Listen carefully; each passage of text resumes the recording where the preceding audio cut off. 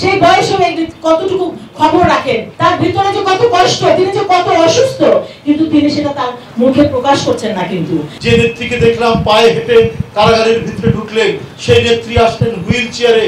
আইন মন্ত্রী চট করে বলেন না, বিদেশে যাওয়ার কোনো সুযোগ নেই। তাহলে আপনার নেত্রীর কি সুযোগ হয়েছিল? কোন আইনে সেটা সম্ভব হয়েছিল? কিভাবে তিনি গিয়েছিলেন? আমরা দেশনেত্রী বেগম খালেদা জিয়াকে নিয়ে বাঁচতে চেয়েছিলাম। আমরা জানি যে তিনি আমাদের মাথার উপরে ছাতি একজন।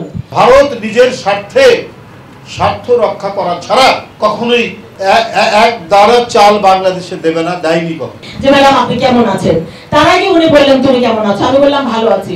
আমাকে উনি বললেন তোমার হাতের অবস্থা কি। আপনারা চিন্তা করেন যে দেশনেত্রী বেগম খালেদা জিয়া, তার যে বয়স, সেই বয়সেও কতটুকু খবর রাখেন। তিনি জানতেন যে আমার হাতটা ভেঙে গেছে, বড় একটা সার্জারি হয়েছে, আজকে 3 মাসের উপরে হয়ে গেছে, 3.5 মাস, কিন্তু সেটা তিনি মনে রেখেছেন। তিনি বলছেন তোমার হাতের অবস্থা কি। আমি বললাম যে ম্যাডাম আলহামদুলিল্লাহ, আপনি আমাদের নিয়ে চিন্তা করেন না, আমরা তো কালকে প্রোগ্রাম করছি, আপনাকে দেখতে অনেক সুস্থ লাগছে, ইনশাআল্লাহ আপনি ভালো হয়ে যাবেন। তার ভিতরে যে কত কষ্ট, তিনি যে কত অসুস্থ, কিন্তু তিনি সেটা তার মুখে প্রকাশ করছেন না। কিন্তু তিনি কাউকে বোঝাতে চান না যে তিনি অসুস্থ। আসলে আমাদের এখানে যা অনেকেই আছি আমরা, যাদের আমাদের বাবা মা নেই, যাদের বাবা মা নেই, তারাই আমরা বুঝি যে বাবা মা হারানোর কষ্ট। কিন্তু আমরা দেশনেত্রী বেগম খালেদা জিয়াকে নিয়ে বাঁচতে চেয়েছিলাম।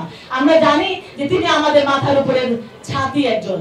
তো আমরা সেই ছাতিটাকে চাই, রোদে বৃষ্টিতে তুফানে সবসময় যেন তিনি আমাদের আগলে রাখতে পারেন। তাই আমরা আশা করবো আমাদের দোয়ায় মহান আল্লাহ তাআলার রহমতে ইনশাআল্লাহ তিনি আবার সুস্থ হয়ে উঠবেন, আমাদের মাঝে দাঁড়াবেন এবং ছাতা হয়ে দাঁড়াবেন গণতন্ত্র পুনরুদ্ধার আন্দোলনে এবং ভোটের অধিকার আন্দোলনে, এবং দেশের আগামী প্রধানমন্ত্রী হবেন ইনশাআল্লাহ। সেই প্রার্থনা করে আজকে সবাইকে নিয়ে। আজকে এত জুলুম, এত নিপীড়ন, এত নির্যাতন, যে নেত্রীকে দেখলাম পায়ে হেঁটে কারাগারের ভিতরে ঢুকলেন, সেই নেত্রী আসলেন হুইল চেয়ারে। আজকে একের পর এক রোগাক্রান্ত, একের পর এক অসুস্থতায় তিনি ভুগছেন। এটার অন্য কোনো কারণ নেই, এটার অন্য কোনো নতুন করে ব্যাখ্যার কোনো প্রয়োজন পড়ে না। একমাত্র এই চক্রান্ত নীল নকশা হচ্ছে শেখ হাসিনা। উনাকে তিলে তিলে নিঃশ্বাস করার জন্য কারাগারে নিয়ে যাওয়া হয়েছে এবং খাবারের মধ্যে নানা ধরনের ওষুধ প্রয়োগ করে আজকে তার শরীরের অসুস্থতায় তিনি ভোগাচ্ছেন। এটা প্রমাণিত হয় যে উনার অসুস্থতার গুরুত্ব যখন বলা হয় বিএনপির পক্ষ থেকে, তার চিকিৎসকরা, দেশনেত্রীর চিকিৎসকরা যখন বলেন, মানে 5 সেকেন্ডও দেরি হয় না, আইন মন্ত্রী চট করে বলেন না, বিদেশে যাওয়ার কোনো সুযোগ নেই। তাহলে আপনার নেত্রীর কি সুযোগ হয়েছিল? কোন আইনে সেটা সম্ভব হয়েছিল? কিভাবে তিনি গিয়েছিলেন?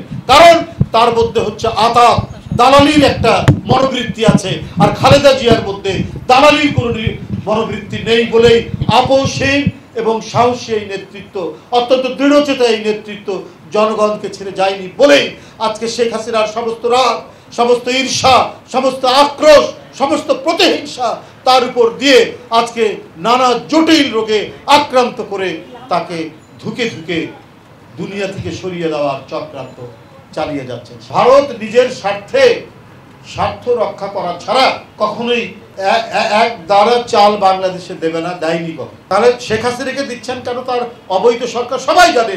তার দেশের রাজনীতিবিদরাও বলছে যে ভারতের নির্বাচন, মোদির নির্বাচন, যেমন অন্যান্য দেশ বাংলাদেশ, পাকিস্তান যে ধরনের নির্বাচন হয়, অর্থাৎ এখানে যে একটা ডামি নির্বাচন হয়, ভোটারবিহীন নির্বাচন হয়, এটা কিন্তু ভারতও জানে, ভারতের নেতৃবৃন্দরাও বলছে। কিন্তু তারপরেও ভারতের সরকার শেখ হাসিনাকে সমর্থন জানায় এই কারণেই যে এই রকম একজন মুসাহেব, এই ধরনের একজন নতজানু, এই ধরনের একজন সেবাদাস দরকার।